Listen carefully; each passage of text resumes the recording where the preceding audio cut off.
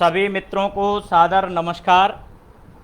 लोक सेवा न्यूज के इस लाइव फेसबुक कार्यक्रम में शिक्षा व्यवस्था की विसंगतियां और निवारण, इस विषय पर मैं आप सभी मित्रों के साथ अपने विचार रखूंगा और एक संवाद की कोशिश करने की प्रक्रिया के तहत मैं अपनी बात, अपने विचार आप सभी मित्रों के समक्ष रखूंगा। इस लोक सेवा न्यूज लाइव कार्यक्रम के लिए मैं अपना सादर धन्यवाद मेरे छोटे भाई, मेरे परम प्रिय मित्र, मेरे अनुज रजत त्रिपाठी जी को तहे दिल से हार्दिक धन्यवाद देता हूं कि उन्होंने अपने इस प्लेटफॉर्म पर मुझे अपनी बात रखने का मौका दिया, अवसर दिया। और उन सभी श्रोता मित्रों को, जिनमें प्रोफेसर संतोष कुमार भारद्वाज जी भी होंगे, डॉक्टर सुनील कुमार वर्मा जी भी होंगे और बहुत सारे मेरे अनन्य मित्र होंगे, साथ ही मेरे बहुत सारे विद्यार्थी भी इसे सुनेंगे। उन सभी मित्रों को जो मेरी परीक्षक की भूमिका में होंगे, क्योंकि अपना बोलना तो सबको प्रिय लगता है, लेकिन असली मूल्यांकन तो सामने वाला करता है। तो अगर बाबा प्रदीप, बाबा सागर, आदरणीय विंध्याचल सर या मेरे भारतीय भाषा केंद्र के जितने भी वरिष्ठ, वैसे भारतीय भाषा केंद्र में कनिष्ठ और वरिष्ठ का कोई सिद्धांत अभी तक रहा नहीं, फिर भी बड़े भाई जितने भी सुने, उनसे मेरा सादर अनुरोध और निवेदन है कि मेरी कमियों को नज़रअंदाज करते हुए और अपने मार्गदर्शन के माध्यम से मुझे अपने विचार, अपनी दृष्टि और मेरी कमियां बताते हुए प्रेरित करने का प्रयास करेंगे। भारतीय भाषा केंद्र की परंपरा है। अभी हम अपने विषय की बात करते हैं, शिक्षा व्यवस्था की विसंगतियां और उन विसंगतियों के निवारण, उनके उपाय क्या हो सकते हैं, कैसे शिक्षा व्यवस्था बेहतर हो सकती है, इस विषय पर मैं अपनी बात रखूंगा। सा विद्या या विमुक्तये, क्या सच में आज की जो शिक्षा व्यवस्था है वो ऐसा कर पा रही है? शायद इसका उत्तर नहीं में ही है। ज़्यादातर लोग इसका उत्तर यही देते हैं कि हाँ, आज की शिक्षा व्यवस्था ऐसा नहीं कर पा रही है। क्यों नहीं कर पा रही है? क्या विसंगतियां हैं, क्या कमियां हैं और कैसे इन्हें हम दूर कर सकते हैं, इस पर आज देश में एक जन आंदोलन, जन क्रांति, जन संवाद, जन चर्चा होने की आवश्यकता है। क्योंकि एक समय था आज़ादी के बाद जब रोटी, कपड़ा और मकान 3 मूलभूत आवश्यकताएं मानी जाती थीं, लेकिन 21वीं सदी के दूसरे दशक में खड़े हुए विश्व समुदाय के सामने भारत जिस तरह से उभर रहा है, भारत की जिस प्रकार की छवि बन रही है, उस देश के नागरिकों के सामने रोटी, कपड़ा और मकान के साथ साथ शिक्षा और स्वास्थ्य भी मूलभूत समस्याओं के रूप में जुड़े हैं। इनको हम उपेक्षित नहीं कर सकते। इनको छोड़ करके हम अपनी पहचान, अपना वजूद, अपना स्थान दुनिया की दृष्टि में नहीं बना सकते। इसलिए शिक्षा का स्वरूप 21वीं सदी में क्या हो, कैसा हो, और जो लंबे समय से चली आ रही शिक्षा व्यवस्था है, क्या वो पैबंद लगा लगा के ठीक हो सकती है?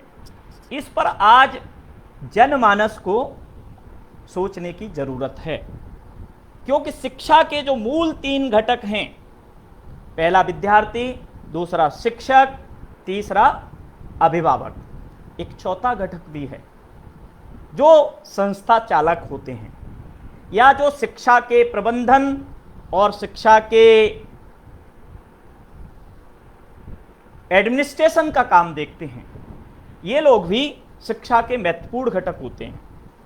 तो हम एक एक करके शिक्षा के इन घटकों को समझते हुए और इन घटकों के साथ उपस्थित विसंगतियों की समझ को सामने रखते हुए प्रयास करें कि हम शिक्षा व्यवस्था की इन विसंगतियों को कैसे बदल सकते हैं, कैसे दूर कर सकते हैं, क्योंकि लोकतंत्र में, जनतंत्र में कोई भी काम एक जना, एक व्यक्ति एकला चल के नहीं कर सकता है।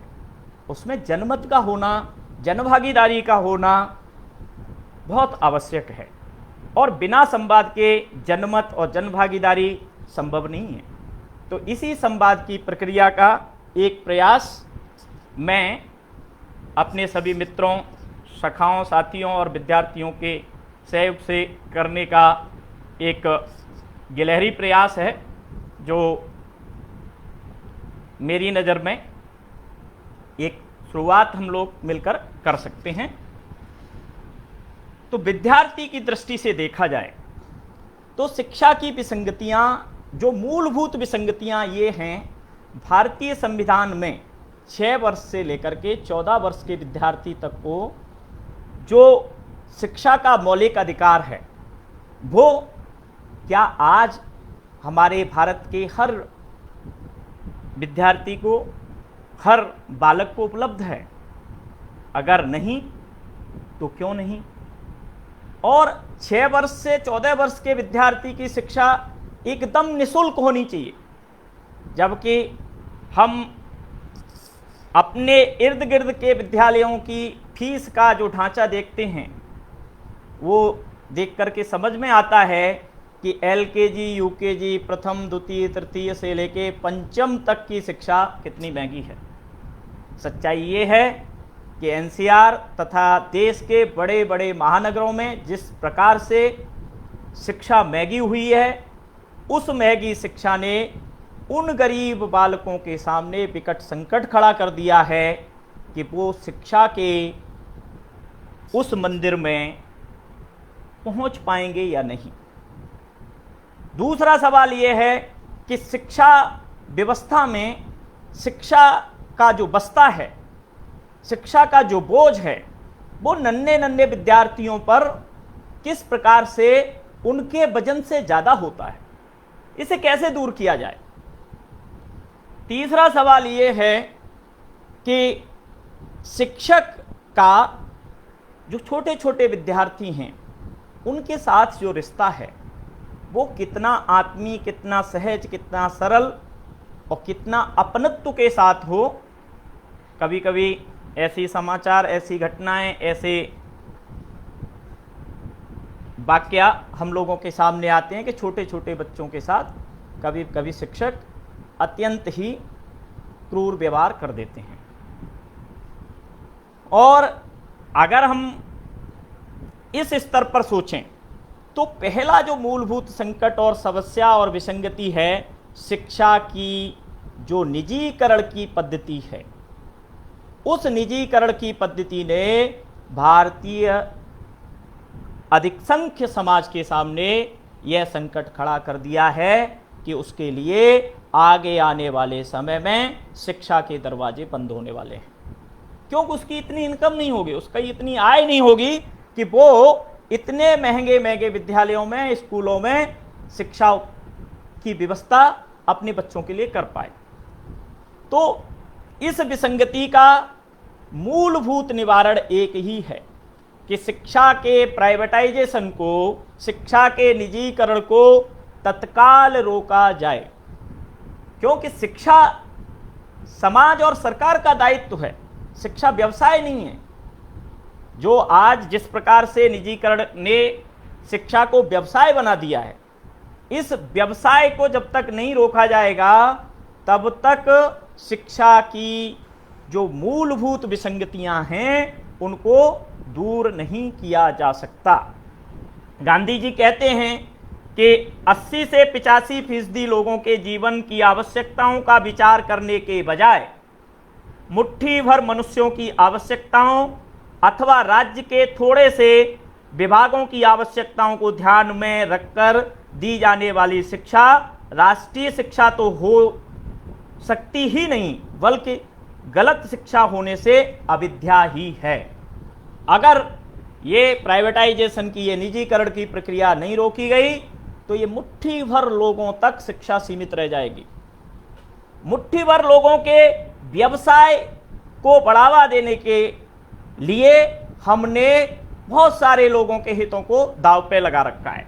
अभी अगर हम प्राथमिक शिक्षा से लेकर माध्यमिक शिक्षा तक की बात करें तो किस प्रकार से प्राइवेटाइजेशन हुआ है, किस प्रकार से शिक्षा में भ्रष्टाचार व्याप्त है, वो हमको पुस्तकों के वितरण में दिखता है। हर विद्यालय में हर साल हर विद्यार्थी को मुफ्त पुस्तकें दी जाती हैं और हम सब जानते हैं, सभी शिक्षकों को पता है, सभी अधिकारियों को पता है, सभी प्रोफेसर्स को पता है, सभी राजनेताओं को भी पता है कि किस प्रकार का खेल है उसके अंतर्गत। इस खेल को कैसे रोका जाए? इस खेल को रोकने का एक सीधा साधा सिद्धांत है, हर विद्यालय के पास एक समुचित पुस्तकालय होना चाहिए। जितने विद्यार्थी उतने पुस्तकें होनी चाहिए और वो पुस्तकें, एक पुस्तक एक विद्यार्थी ही नहीं 10 साल के विद्यार्थी पढ़ सकते हैं। मात्र एक बार पुस्तकें खरीदनी है। जबकि फ्री पुस्तक वितरण के नाम पर जो भ्रष्टाचार, जो विसंगतियां भारतीय शिक्षा व्यवस्था में व्याप्त हैं, उसने लगभग देश के सामने एक बड़ा संकट खड़ा कर दिया है।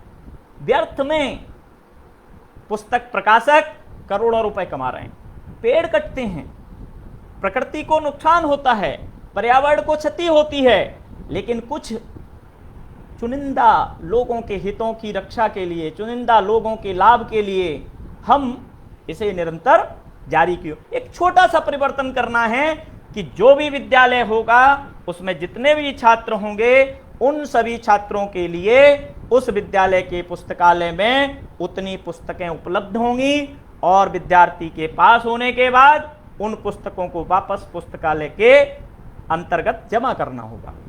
अगर ऐसा हम कर पाते हैं तो जो धन का एक बड़ा फ्लो है, जो लीकेज है, उसको रोक सकते हैं। लेकिन सवाल यही है कि केवल सरकारें ही ये क्यों करें, समाज क्यों नहीं मिलकर करे? हम जैसे, आप जैसे पढ़े लिखे लोग मिलकर के आसपास के किसी विद्यालय को क्यों न गोद लें? ले सकते हैं। आसपास के विद्यालय को हम जाके सलाह दे सकते हैं, उनके साथ संवाद कर सकते हैं, लेकिन ऐसा हम नहीं कर पाते हैं। अभी दूसरा बड़ा सवाल है कि अध्यापकों की अनुपलब्धता, अध्यापकों की कमी, और ये कमी प्राथमिक से लेके उच्च शिक्षा तक हम सहज रूप से देख सकते हैं। शिक्षा व्यापार नहीं है, शिक्षा किसी प्रकार का लाभ का माध्यम नहीं है, शिक्षा किसी प्रकार का राजनीतिक अखाड़ा नहीं है। तो शिक्षकों का होना प्राइमरी से लेकर उच्च शिक्षा तक अनिवार्य है। कोई भी शैक्षणिक पद 6 महीने से ज़्यादा खाली ही नहीं होना चाहिए, नहीं रहना चाहिए। जबकि हम देख रहे हैं, दिल्ली विश्वविद्यालय को देख रहे हैं, यहाँ 10-10, 15-15 साल से लोग एडॉक पढ़ा रहे हैं और उनके स्थायी होने की कोई संभावना भी नहीं नजर आ रही है। तो सरकार ऐसा प्रावधान करे, व्यवस्था करे कि शिक्षक का पद 6 महीने से ज़्यादा रिक्त नहीं रहेगा, और शिक्षक का पद रिक्त नहीं रहेगा। इससे भी ज़्यादा महत्वपूर्ण है, शिक्षा व्यवस्था में शिक्षकों की नियुक्ति की जो प्रक्रिया है वो बहुत ही पारदर्शी होनी चाहिए। जो भाई भतीजावाद, जो चेलावाद, जो परिवारवाद, जो राजनैतिक वैचारिक संलग्नता आज शिक्षा जगत में व्याप्त है, उससे शिक्षा व्यवस्था में विसंगतियां पैदा होने वाली हैं, हो रही हैं, होंगी। तो कम से कम जिससे हमारे भावी भविष्य का निर्माण होना है, जिससे हमारे आने वाले कल का निर्माण होना है, वहां हम ऐसे लोगों को नियुक्त करें जिनकी नियुक्ति पर कोई प्रश्न चिन्ह खड़ा न कर पाए। एकदम पारदर्शी होनी चाहिए नियुक्ति की प्रक्रिया। उसमें कैसे हो, क्या हो, अब सवाल यही आता है, इस विसंगति का मूल जो कारण है कि जो नियुक्तियां कर रहा होता है उसको यह व्यवस्था सूट करती है, और व्यवस्था परिवर्तन का दायित्व जिनके पास होता है वो इस व्यवस्था का लाभ उठाते हैं, और जो व्यवस्था परिवर्तन के शिकार होते हैं या जो व्यवस्था से बाहर होते हैं वो बेचारे अपनी आवाज इस कारण से बुलंद नहीं कर पाते हैं, क्योंकि अगर बिल्ली के गले में घंटी बांधी तो होना क्या है, सबसे पहले हमको शिकार होना है। ये जो डर व्याप्त है हम सब लोगों के मानस में, इसने भी नियुक्ति की प्रक्रिया को गहरे स्तर पर प्रभावित किया है। बहुत सारे आयोग बने, बहुत सारी कमेटियां बनी, लेकिन नियुक्ति की प्रक्रिया को कैसे पारदर्शी बनाया जाए इस पर कोई चिंतन और मनन सीरियसली कभी नहीं हुआ। होता है तो साक्षात्कार एक ऐसी प्रक्रिया है जहां दो ही बिंदु होते हैं, लेना है या इसको रिजेक्ट करना है। अगर लेना है तो आप अपना नाम बताइए, अपने पिताजी का नाम बताइए, अपने घर का नाम बताइए, आपको क्या पसंद है ये बताइए। अगर नहीं लेना है, नहीं चयन करना है तो बताइए मेरा नाम क्या है, मेरे पिताजी का नाम क्या है, मैं कहाँ रहता हूँ, मुझे क्या पसंद है। इस प्रकार की प्रक्रिया जब तक चलती रहेगी निश्चित रूप से शिक्षा व्यवस्था में अच्छे शिक्षक, चाणक्य जैसे शिक्षक आना संभव ही नहीं है। और जब तक चाणक्य जैसे शिक्षक नहीं आएंगे तब तक चंद्रगुप्त जैसे शासकों का, चंद्रगुप्त जैसे व्यक्तित्व का निर्माण भी नहीं होगा।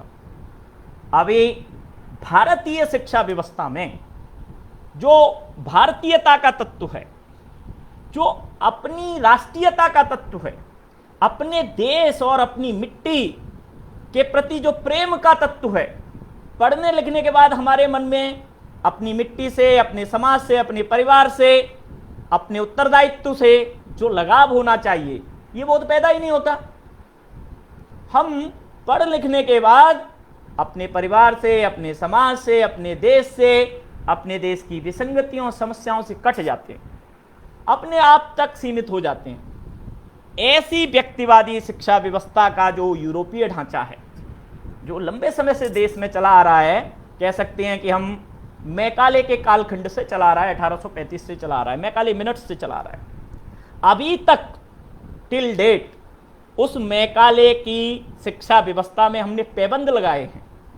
कभी कहीं से सील दिया, कहीं से कहीं कुछ कर दिया, लेकिन इसमें आमूल चूल परिवर्तन हमने नहीं किए।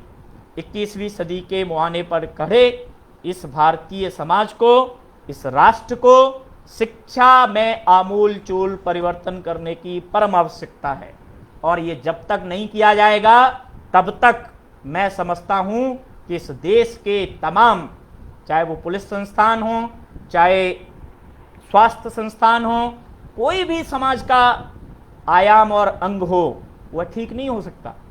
क्योंकि प्राइमरी से, एलकेजी से लेकर पीएचडी तक की शिक्षा का जो कार्यकाल है वो लगभग 14 और 7 साल 21 साल की लंबी यात्रा है। उस लंबी 21 साल की यात्रा में जो मानस, जो व्यक्तित्व मनुष्य का निर्मित हो जाता है, जो आचरण उसका निर्मित हो जाता है, उसमें बदलाव करना इतना सहज और सरल नहीं होता, वो बहुत मुश्किल है। और उसमें किस प्रकार से भारतीयता के तत्वों को, भारतीय दृष्टि को, भारतीय सामाजिक समस्याओं को शिक्षा से जोड़ा जाए। ये मेरे कहने से नहीं होगा या किसी के कहने से नहीं हो, इस पर गंभीरता से चिंतन हो। जैसा कि हम समझ रहे हैं कि अभी एक राष्ट्रीय शिक्षा नीति आई है काफ़ी लंबे इंतजार के बाद, और आशा करते हैं कि यह कुछ बेहतर परिणाम हमारे सामने लेके आए। राष्ट्रीय शिक्षा नीति में पेज नंबर 560 के आसपास लिखा है कि 2017 और 18 के बीच में शिक्षा पर सरकारी कुल खर्च सकल घरेलू उत्पाद का 2.7 था। यह केंद्र और राज्य सरकारों को अगर मिला लें, भारत के केंद्र और राज्य प्रदेशों की सरकारों को मिला लें, तो यह सरकारी कुल खर्च का लगभग 10% बैठता है। और ज़्यादातर शिक्षाविदों का मानना यह है कि शिक्षा पर जीडीपी का लगभग 6% खर्च होना चाहिए। तो हम अगर 17-18 के डेटा को देख करके विचार कर सकते हैं, सोच सकते हैं कि जितना खर्च होना चाहिए शिक्षा व्यवस्था पे सरकार का, सरकारी धन का, उससे आधा अभी तक सरकारें खर्च कर पा रही हैं। तो शिक्षा व्यवस्था को ठीक करने के लिए, उसको चुस्त दुरुस्त करने के लिए, टाट पट्टी से लेकर के शिक्षकों, ब्लैक बोर्ड से लेकर शिक्षकों की उपलब्धता के लिए, कहीं कहीं तो विद्यालय नहीं है, पेड़ के नीचे विद्यालय चलते हैं, उनकी उपलब्धता के लिए इस राष्ट्र को, इस देश को, इस देश की सरकार को, इस देश के राज्यों की सरकारों को समुचित संसाधन उपलब्ध कराने ही होंगे। और ये समुचित संसाधन प्राइवेट संस्थान नहीं करा सकते, निजी शिक्षा संस्थान नहीं करा सकते। एनसीआर और एनसीआर से बाहर जितने भी प्राइवेट संस्थान हैं, वो शिक्षा के नाम पर ज़्यादातर संस्थान खुली दुकान के रूप में काम कर रहे हैं। वहाँ शिक्षकों से के साथ शिक्षक, क्लर्क से लेकर सब कुछ होता है, अध्यापक सबसे बाद में होता है, तो उसकी कोई डिग्निटी नहीं है। तो सरकार स्पष्ट रूप से बजट में जो जीडीपी है उसका 6% प्रावधान शिक्षा के खर्च पर करे। अन्यथा शिक्षा व्यवस्था के लिए अगर संसाधन नहीं होंगे, शिक्षक नहीं होंगे, बैठने के लिए टाट पट्टी नहीं होंगी, ब्लैक बोर्ड नहीं होगा, तो क्या विद्यार्थी एक संपूर्ण व्यक्तित्व के विकास का समुचित माहौल पा पाएगा? सर्वथा नहीं। वो कभी भी वो संसाधन नहीं पा पाएगा। और हम सभी जो लोग ग्रामीण क्षेत्र से आते हैं, जो शहरी क्षेत्रों में आके नौकरियां करते हैं, वो जिन विद्यालयों से, जिन स्कूलों से, जिन महाविद्यालयों से पढ़कर यहाँ पहुँचे हैं, वो इस स्पष्ट भेद को देख सकते हैं, समझ सकते हैं कि कितना विभेद शिक्षा व्यवस्था में व्याप्त है।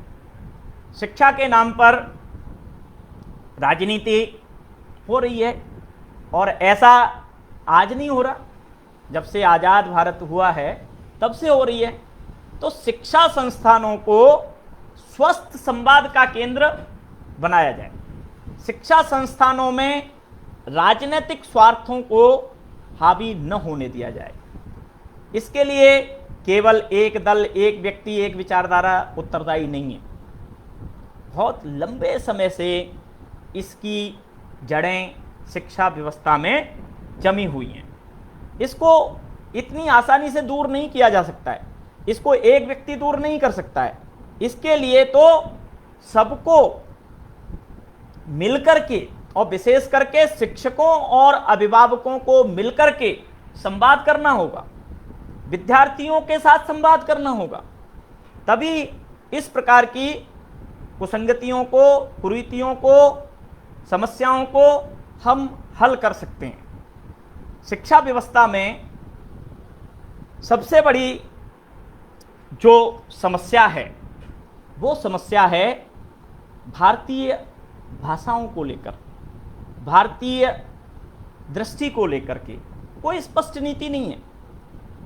एक बार शिक्षा व्यवस्था के लिए त्रिभाषा सूत्र दिया गया था, जिसको सरकारों ने लागू नहीं किया, और अंग्रेजी स्कूलों की जिस प्रकार से बाढ़ पूरे देश में आई हुई है, गली मोहल्ले में पब्लिक मीडियम में जो स्कूल खुले हुए हैं, भले ही शिक्षक को अंग्रेजी नहीं आती हो, लेकिन हर अभिभावक अंग्रेजी मीडियम में अपने विद्यार्थी को, अपने बच्चे को एडमिशन दिलाने के लिए बड़ा उत्सुक रहता है, हर कुछ करता है, हर उल्टा सीधा कदम उठाता है, जैसा कि हम अंग्रेजी मीडियम, हिंदी मीडियम मूवी में देखते हैं। और इतनी जटिलताएं हैं प्रवेश की, गरीब आदमी को सरकारी स्कूलों में प्रवेश नहीं मिलता। हर विद्यार्थी का प्रवेश सुनिश्चित किया जाए, इसके लिए सरकारी, अर्ध सरकारी या प्राइवेट संस्थानों को बाध्य किया जाए कि आसपास का कोई भी बच्चा प्रवेश से वंचित न रहे। और शिक्षा व्यवस्था में जो सैलरी, वेतन की विसंगतियां हैं प्राइवेट और सरकारी शिक्षकों की, उस वेतन की विसंगतियों को भी हमको दूर करना होगा। होता क्या है, वेतन फाइलों में, कागजों में पूरा दिखाया जाता है, लेकिन उसको पूरा दिया नहीं जाता।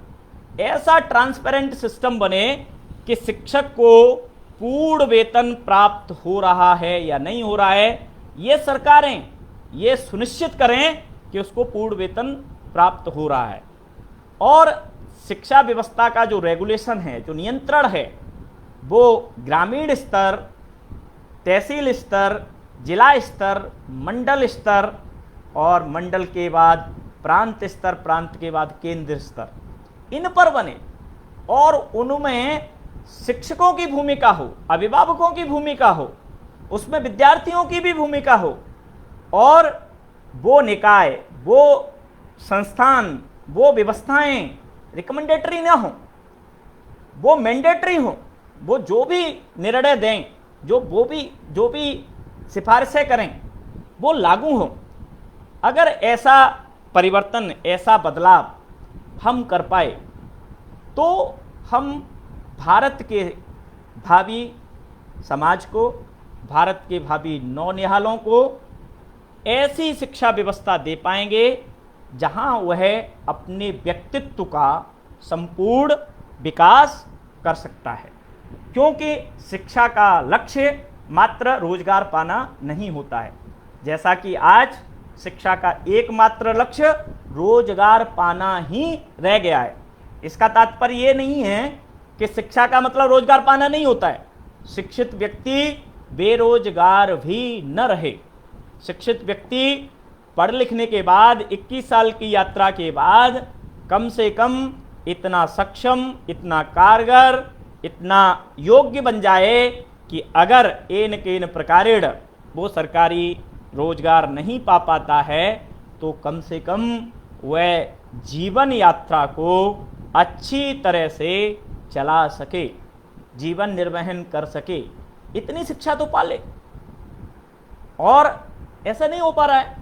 पढ़ लिखने के बावजूद भी हमारे पास कोई स्किल नहीं होती, हम अपने विद्यार्थी को ऐसा कुछ भी नहीं सिखाते जो कि उसके सामने धनोपार्जन के, जीवन यापन के विकल्प सामने प्रस्तुत कर सके।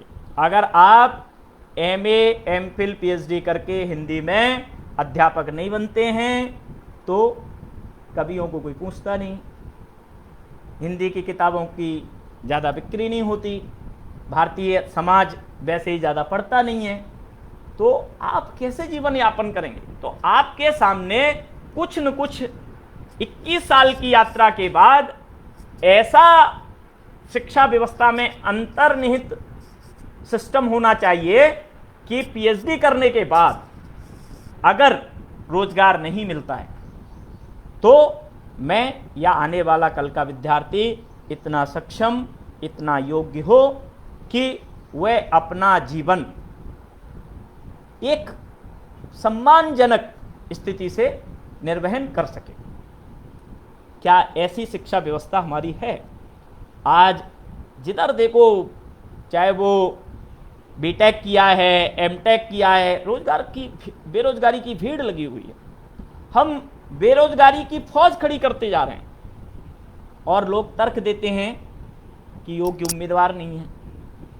अभी ऐसे लोगों के लिए आप कुछ कर नहीं सकते, कुछ कह नहीं सकते हैं, केवल इतना ही निवेदन कर सकते हैं कि हम अपनी शिक्षा व्यवस्था को इस प्रकार से बदलें, इस प्रकार से सक्षम बनाएं कि वो विद्यार्थी पढ़ लिखने के बाद, अपनी पूर्ण यात्रा के बाद अपने आप को हीन भाव से ग्रसित न महसूस करें। उसमें एक आत्मबल हो, उसमें एक ज्ञान का बल हो, उसमें एक संयम का बल हो, आर्थिक रूप से सक्षम हो।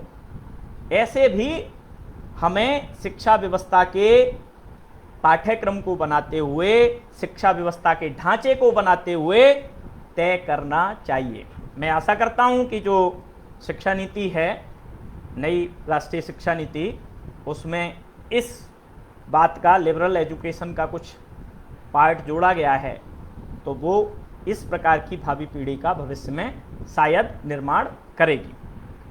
अभी और जो समस्याएं हैं, वो समस्याएं कैसे दूर हों, किस प्रकार से उनका निवारण हो, ये बिना जनसंवाद के, बिना अभिभावकों के, बिना जनता के सक्रिय हुए संभव हो नहीं सकता।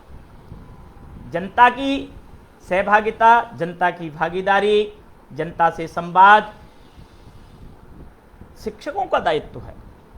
शिक्षक अपने तक ही सीमित हैं, शिक्षकों की कोई ट्रेनिंग नहीं होती। अभी उच्च शिक्षा की तो हालत ये है कि आज अपॉइंटमेंट लीजिए, कल जाके आप क्लास लीजिए, क्योंकि आप तो पीएचडी करके आए हैं। ये भी एक बड़ी विसंगति है।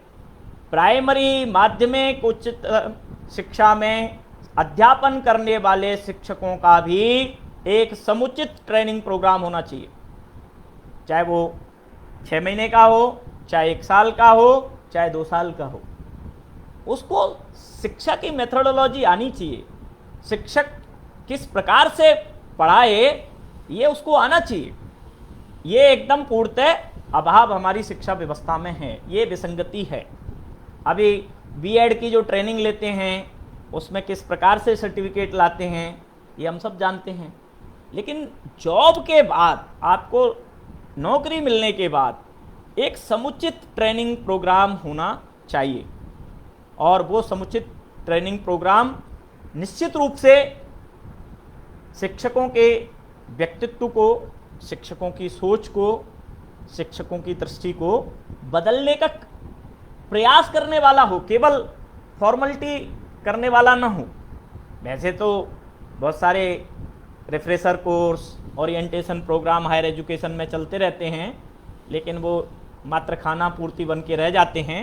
इस विसंगति को भी, और ये ट्रेनिंग प्रोग्राम निरंतर चलते रहने चाहिए।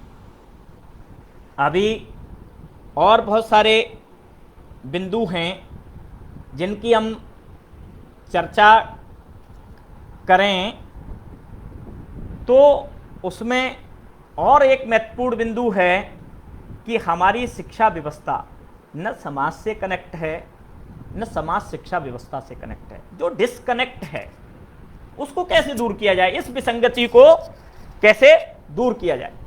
अभिभावक अपने बच्चे को स्कूल में एडमिशन दिलाने के बाद ये समझता है कि मेरा उत्तरदायित्व पूर्ण हो गया। ऐसा नहीं होता। अभिभावक भी निरंतर अपने उत्तरदायित्व को समझे, शिक्षक से संवाद करे। विद्यालय में, अगर किसी विद्यालय में 3000 विद्यार्थी पढ़ते हैं और 3000 विद्यार्थियों में से अगर पर डे 100 अभिभावक रोज आकर के क्लासरूम में जाकर के देखना शुरू कर दें, तो निश्चित रूप से, चाहे वो सरकारी विद्यालय हो चाहे निजी विद्यालय हो, उसका परिदृश्य बदल जाएगा। क्योंकि अध्यापक को मन में एक डर रहेगा, भय रहेगा। लेकिन है क्या, अभिभावकों के स्तर पर यह विसंगति है कि वो पैसा कमा करके रख जाना चाहते हैं। उसको कैसी शिक्षा मिल रही है, कैसे संस्कार मिल रहे हैं, कैसे मूल्य मिल रहे हैं, इसको लेकर के अभिभावक ज़्यादा चिंतित नहीं रहते और उसको पूर्णतः विद्यालय पे शिक्षकों पर छोड़ देते हैं। अगर 100 अभिभावक एक दिन विद्यालय में जाकर के उस विद्यालय के अध्ययन अध्यापन की प्रक्रिया को जाके रोज देखें, तो मैं समझता हूँ कि आज जो हो रहा है, आज जो कुछ भी क्लासरूम में हो रहा है, उस स्थिति में निश्चित रूप से बदलाव आएगा और अध्यापक और अभिभावक का जो डिस्कनेक्ट है, जो आत्मीयता है, वो भी दूर होगी। ऐसा प्रयास सरकारें ऑर्डर ला करके तो नहीं कर सकती। ऐसा प्रयास शिक्षक और समझदार अभिभावकों के सक्रिय योगदान से ही संभव हो सकेगा। शिक्षा व्यवस्था में जो मैकाले मानसिकता है, पढ़ लिखने के बाद आदमी सबसे पहले अपने समाज, अपने परिवार, अपने इर्द गिर्द के लोगों से कट जाता है। विद्या ददाति विनयम, विनयम ददाति पात्रताम। विद्या का मूलभूत लक्षण है विनम्रता। क्या ये हम अपनी भावी पीढ़ी के विद्यार्थियों में या वर्तमान पीढ़ी के विद्यार्थियों में विनम्रता दे पा रहे हैं क्या? आज का हमारा विद्यार्थी एकदम अहंकार से भरा हुआ है। कोई भी सामाजिक सरोकार, मानवीय जो मूल्य होने चाहिए, उसमें दूर दूर तक नहीं दिखाई देते। संवादहीनता एकदम अभिभावक और विद्यार्थी के बीच में भी है। तो किस प्रकार से हम उनके अंदर संस्कारों को भी धीरे धीरे उनमें डालें। और ये कार्य केवल विद्यालय नहीं करेंगे, केवल शिक्षक नहीं करेंगे, ये कार्य अभिभावक भी करेंगे। अभिभावकों को भी विद्यार्थियों को, माँ प्राथमिक पाठशाला होती है, निश्चित रूप से बहुत सारे संस्कार जाने ना जाने हमारे अंदर, हमारे परिवार और हमारे परिवेश से आते हैं। तो इन संस्कारों को देने का काम भी हम अपने परिवारों से, अपने संस्थानों से, अपने स्कूलों से कैसे करें, इस पर भी शिक्षकों को, अभिभावकों को तथा शिक्षा शास्त्री और बुद्धिजीवियों को सोचना होगा। और शिक्षा व्यवस्था में भारतीयता का पुट, कनेक्टिविटी का पुट कैसे आए, सहभागिता का पुट कैसे आए। भारत में कई एग्रीकल्चर कॉलेज हैं, लेकिन भारत की कृषि का एग्रीकल्चर कॉलेजों से कोई लेना देना नहीं है। जो भी शोध हो रहे हैं उसका सीधा फायदा किसान को नहीं मिलता है। या जो भी जेएनयू में, डीयू में या बीएचयू में या किसी भी बड़े विश्वविद्यालय में पीएचडी हो रही होती है या शोध कार्य हो रहा होता है, उसका तत्काल लाभ समाज को नहीं मिलता। तो क्या ये विसंगति नहीं है? शोध के विषय ऐसे हों कि उसका लाभ सबसे पहले अपने देश को, अपने राष्ट्र को मिले। लोगों जिनके टैक्स के पैसे से हम शोध कर रहे हैं, जिसके खून पसीने की कमाई से हम इतनी बड़ी रिसर्च कर रहे हैं, उसका सीधा बेनिफिशियरी वो है ही नहीं। तो इस विसंगति को भी हमको दूर करने की आवश्यकता है।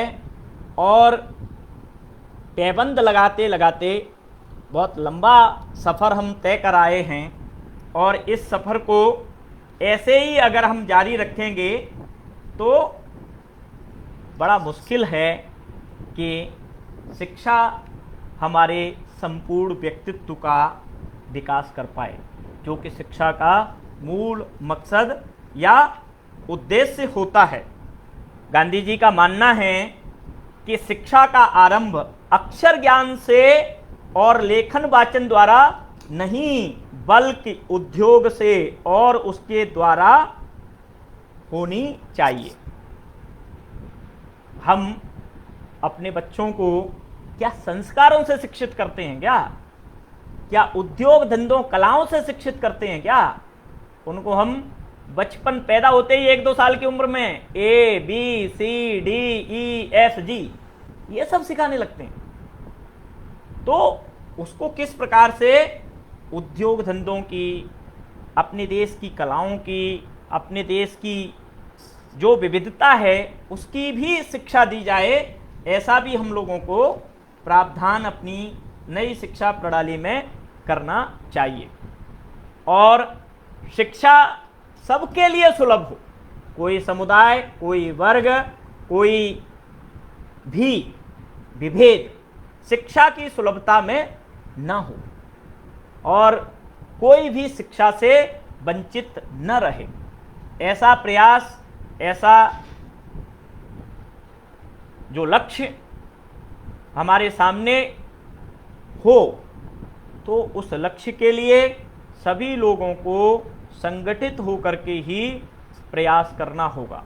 तभी हम जो विभेद, शहरी शिक्षा और ग्रामीण शिक्षा, अंग्रेजी शिक्षा और देशभाषी माध्यम से मिलने वाली शिक्षा में जो विभेद और अंतर आ गया है, उसको दूर किया जा सकता है। हर विद्यालय में मूलभूत आवश्यकताएं और सुविधाएं होनी चाहिए। कोई भी विद्यालय मूलभूत आवश्यकताओं और सुविधाओं के बिना ना हो, ये कैसे संभव हो सकता है? क्योंकि सरकारें तो अपने हिसाब से चलती हैं, सरकारों के अपने हित होते हैं। इसके लिए हमको सामूहिक प्रयास के माध्यम से कुछ दायित्व सजग, सभ्य, शिक्षित समाज के नागरिकों के भी हैं कि वो विद्यालयों के संस्था चालकों के साथ संवाद करें, मूलभूत आवश्यकताओं की उपलब्धताओं पर चर्चा करें, सरकार के स्तर पर कैसे वो उपलब्ध हो सकते हैं, समाज के स्तर पर कैसे उपलब्ध हो सकते हैं, सामाजिक सहयोग से वो संसाधन कैसे उपलब्ध हो सकते हैं, इन पर सोच चिंतन विचार करके अगर हम शिक्षा व्यवस्था को एक मिशन की तरह लेंगे, शिक्षा में बदलाव के लिए समग्रता में प्रयास करेंगे, तो निश्चित रूप से भारत जितने संसाधनों से संपन्न है और उनमें मानव संसाधन भारत के लिए एक उपलब्धि है, इस मानव संसाधन को उचित रूप से शिक्षित करके उसको सक्षम बना करके हम 21वीं सदी का दुनिया का भविष्य तय कर सकते हैं। क्योंकि भारत के पास, भारत के युवाओं के पास वो क्षमताएं, वो योग्यताएं, वो प्रतिभा है जो शायद दुनिया की किसी भी देश की प्रतिभा से किसी भी मायने में कम नहीं है। लेकिन हमने शिक्षा का ढांचा, शिक्षा की व्यवस्था ऐसी बना रखी है कि प्रतिभाएं स्कूल के दरवाजे पर पहुंचते पहुंचते ही दम तोड़ देती हैं, स्कूल के गेट के अंदर नहीं पहुंच पाती हैं।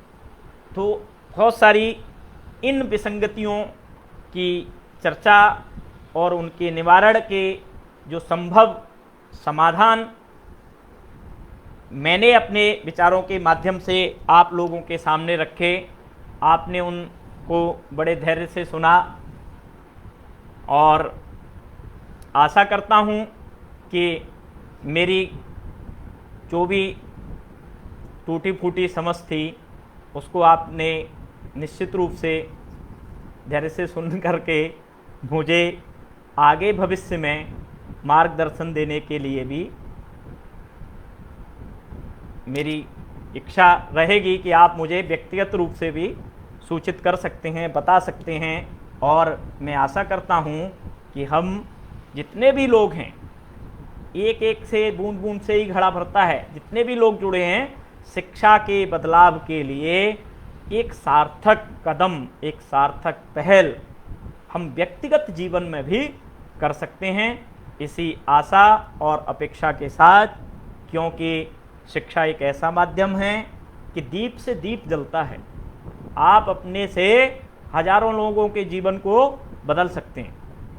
तो इसी बदलाव की मुहिम को हम ध्येय बना करके आपस में जुड़ करके आगे भविष्य में अगर हम शिक्षा के तंत्र में थोड़ा बहुत भी बदलाव कर पाए तो मैं समझता हूँ कि हमारे जीवन का जो भी फल है शायद वो सफल हो जाएगा और हमारे मनुष्य होने के जो भी दायित्व हैं उनमें से कुछ की पूर्ति हो जाएगी।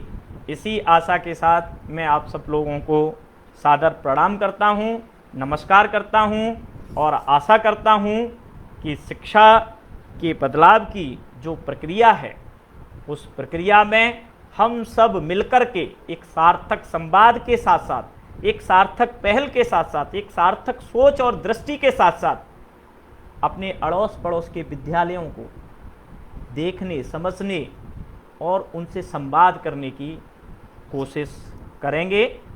आप सभी लोगों का बहुत बहुत धन्यवाद। सभी को सादर नमस्कार, सादर प्रणाम।